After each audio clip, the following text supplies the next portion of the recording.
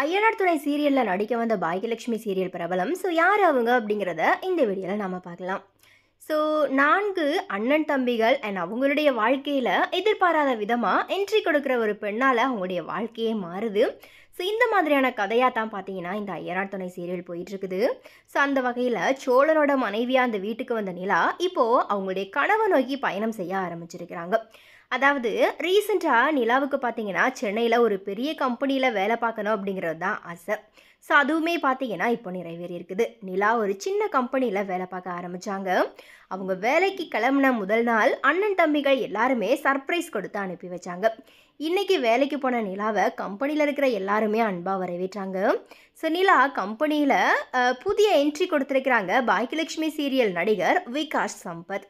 So இவர் பார்த்தீங்கன்னா பாக்கியலட்சுமி சீரியலில் வந்துட்டு செழியன் கேரக்டரில் வந்துட்டு நடிச்சிருப்பார். இப்போ பார்த்தீங்கன்னா அந்த சீரியலுமே வந்துட்டு முடிஞ்சிருச்சு.